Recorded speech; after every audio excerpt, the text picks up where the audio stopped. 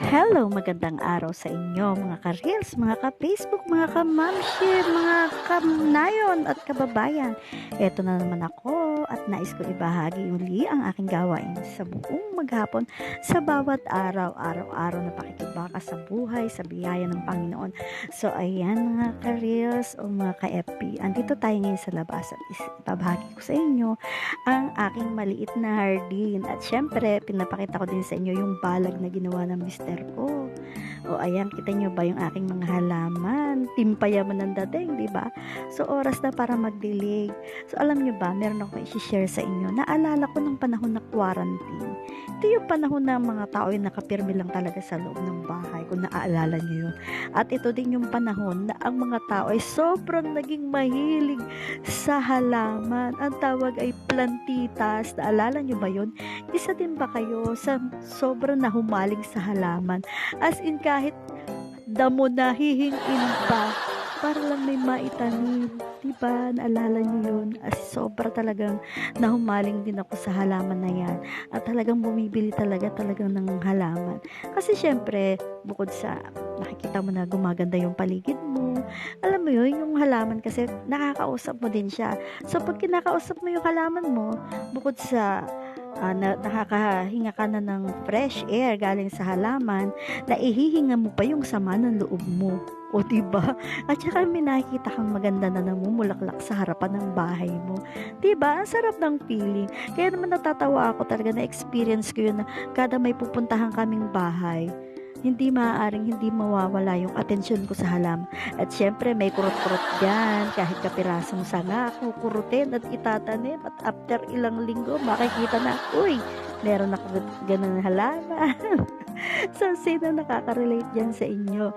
Parehas ba tayo? Naging nahumaling din ba sa mga halaman nyo? O siya, tama na halaman, dito naman tayo sa loob ng bahay. Dahil ngayon ay laundry day, isi-share ko sa inyo ang ginagawa ko. Every other day kasi talaga sa totoo lang, naglalaba ako. Kasi, minsan naman kasi kung everyday, kaunti lang naman talaga yung aking lalabahan. So, every other day. Lalo pa ngayon, nagtatrabaho na yung aking dalaga. Sinisikap ko na huwag kami matambakan ng aming labahin. Sa pa, hindi naman kagaya noon, di ba? Noon kasi, ang hirap-hirap maglaba. As in, sugatan na yung kamay mo sa paglalaba, hindi ka patapos, batya-batya. Pero ngayon, kahit papaano, madali na. At hindi mo na kailangang magpakasakit-sakit ng iyong likod para lang makatapos ka sa labahin mo. Siyempre, change costume tayo para naman yung ating mga labahin ay mabawasan, ika nga. Sabi nga nung isa kong may nagsabi sa akin, buti pa yung mga labahin, naiipon. Sabi gano'n. Bakit ang labahin naiipon? Pero yung pera, ang hirap daw ipunin ng pera. Pero yung labahin, ay talagang ang bilis ipunin. Bakit nga naman, di ba?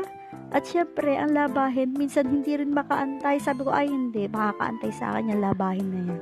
O, diba? O, ayan, meron din makulit dyan. Yan yung aking darling na ayaw humarap sa camera, diba? So, ayan, double time na.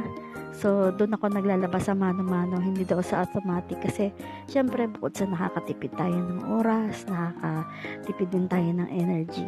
So, maliban na lang kung ikaw ay isang nanay na nagtatrabaho, busy ka, nag-opisina, or teacher, shout out po sa mga butihin nating guro, sa mga nag-opisina at mga nagtatrabaho abroad. Maraming salamat sa inyo. God bless you all. At syempre, hindi tayo naubusan ng gawain. Minsan nakakatulala na lang ako minsan sa pag-ikot ng machine. Sabi ko, buti pa to kahit ikot ng ikot, marami siyang nalilinis. Pero yung aking isip yata, ano ba nalinis ko na ng problema? Marami na rin sa biyaya ni Lord. So, ayan guys, after ng labahin, maghapong sampay, pagdating ng gabi, eto ang eksena, nagtitiklop naman ng damit. O, diba? So, natapos ang gawain, at bago matulog, meron ng malinis na damit. Kayo ba guys? Ganyan di ba ang ginagawa nyo mga nanay? So, enjoy lang.